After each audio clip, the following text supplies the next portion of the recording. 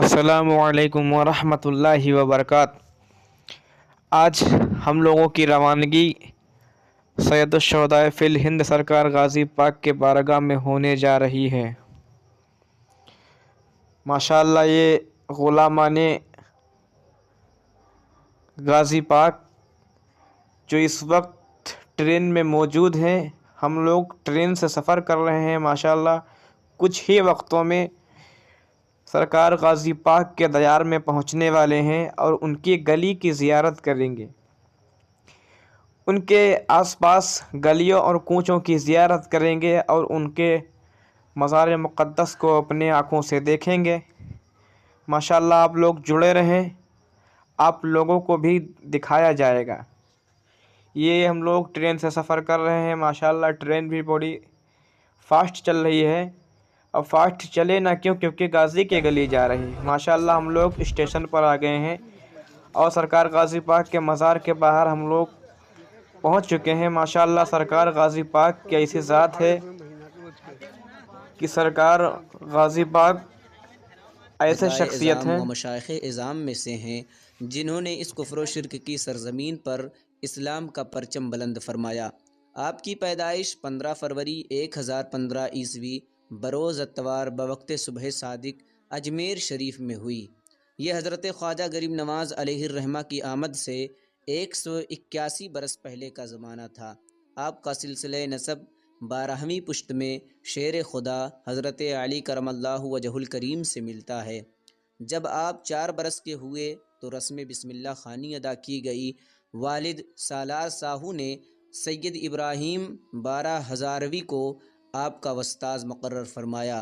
اس وقت آپ کے والد سلطان محمود غزنوی کی جانب سے ہندوستان کے گورنر مقرر تھے۔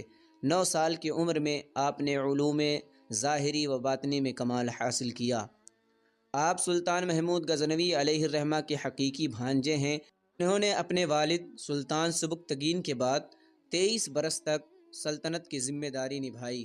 جب سلطان محمود غزنوی نے ہندوستان کا رخ کیا تو پہلی بار پیارے بھانجے حضرت سید سالار مسعود غازی کا دیدار کیا۔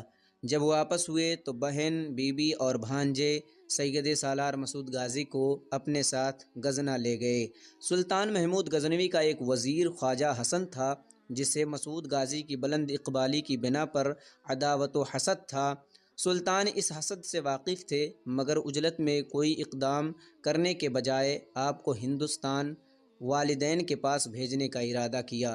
جب سلطان نے اپنے بھانجے سید سالار مسعود غازی علیہ الرحمہ سے اس ارادے کا اظہار کیا تو سید سالار مسعود غازی نے فرمایا، میری خواہش ہے کہ مجھے ہندوستان میں اشاعت اسلام کی اجازت دیں تاکہ کفر و شرک کی سرزمین پر اللہ کا نام بلند ہو سکے۔ سلطان نے کلیجے سے لگا کر آپ کو رخصت کیا اور 11,000 جانثاروں کا قافلہ بھی آپ کے حوالے کیا۔ چند ہی ماہ بعد 30 ربیع الاول 430 ہجری کو سلطان محمود غزنوی علیہ الرحمہ کا وصال پرملال ہو گیا۔ ادھر سید سالار مسعود غازی علیہ الرحمہ نہایت ہی شان و شوکت کے ساتھ دریائے سندھ کے راستے پاک پٹن پہنچے، جہاں کے راجاؤں کو شکست دے کر دہلی روانہ ہوئے۔ اس وقت دہلی کا راجا مہیپال رائے تھا جس کے سامنے سید سالار مسعود غازی علیہ الرحمہ نے دعوت اسلام پیش کی۔ بالآخر جنگ کی نوبت آ گئی۔ جنگ جاری ہوئی جس میں دشمنوں کی طاقت و قوت بہت زیادہ تھی۔ اس کے باوجود آپ نے اور آپ کے رفقا نے جم کر مقابلہ کیا۔ بالآخر دشمنوں کو شکست ہوئی اور بہت سے راجاؤں نے اطاعت قبول کی۔ میرٹھ اور قنوج ہوتے ہوئے ضلع بارہ بنکی کے قصبہ ستھرک پہنچے، جہاں کے راجاؤں سے مقابلے کے بعد آپ بہرائچ روانہ ہوئے۔ شعبان 423 ہجری میں آپ بہرائچ شریف پہنچے۔ مورخین کا بیان ہے کہ موجودہ درگاہ کے پاس ایک مہوا کا درخت تھا جس کے نیچے آپ اکثر قیام فرمایا کرتے تھے۔ آپ فرماتے کہ ہندوستان آنے کے بعد مجھے کہیں سکون نہیں ملا، اس درخت کے نیچے سکون محسوس کرتا ہوں۔ یہ آپ کا شہادت کی جانب اشارہ تھا۔ آپ کے بہرائچ آمد کے بعد ہر طرف مخالفت کی ہوائیں چلنے لگی۔ انہی دنوں آپ کے والد سالار ساہو کا وصال ہو گیا۔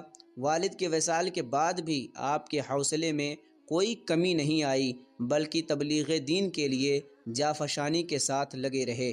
بہرائچ قرب و جوار کے راجاؤں کو آپ کی اقامت سے ناگواری ہوئی، انہوں نے آپ کو بھگانا چاہا اور کہا کہ اگر یہاں سے نہیں گئے تو لڑائی سے معاملہ طے ہوگا۔ آپ نے فرمایا چند روز بعد چلا جاؤں گا، پھر بھی وہ لوگ نہیں مانے، یہاں تک کہ جنگ کی نوبت آ گئی۔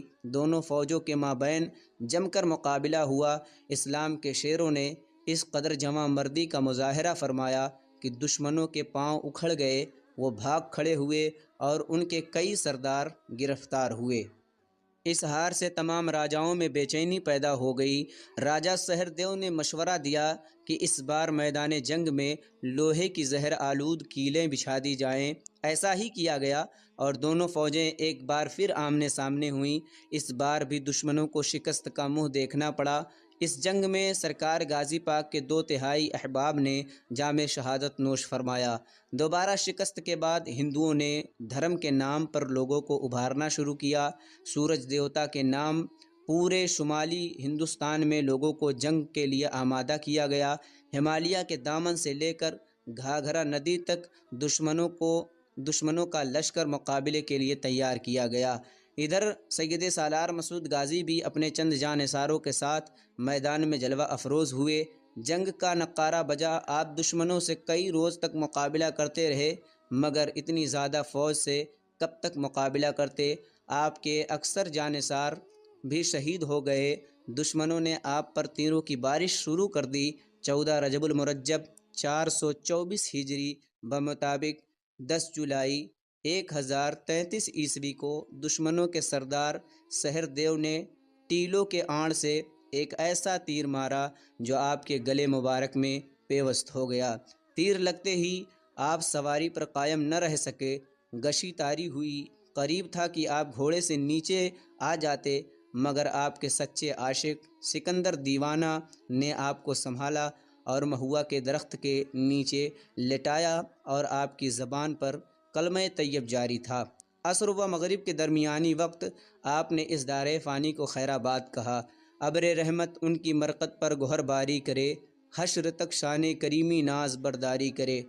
فنا کے بعد بھی باقی ہے شان رہبری تیری، خدا کی رحمتیں ہوں اے امیر کارواں تجھ پر۔ آپ کا مزار پرانوار اتر پردیش کے ضلع بہرائچ میں زیارت خاص و عام ہے۔ ہر سال 14 رجب المرجب کو آپ کا عرس مقدس نہایت ہی دھوم دھام سے منایا جاتا ہے۔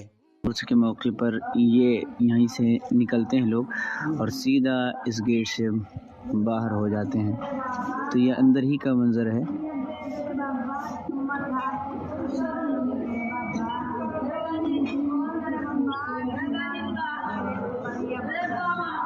پوروی گیٹ اس کو بتایا گیا ہے۔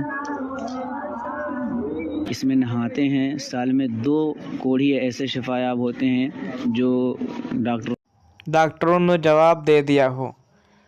اور الحمدللہ ہم لوگ بہرائچ شریف کے مزار کا زیارت کرتے ہوئے غازی پاک کے مزار کا زیارت کرنے کے بعد ہم لوگ انارکلی پہنچ چکے ہیں۔ آپ لوگ انارکلی کا نظارہ دیکھ سکتے ہیں، کتنا اچھا اور کتنا چمکیلا پانی چمک رہا ہے۔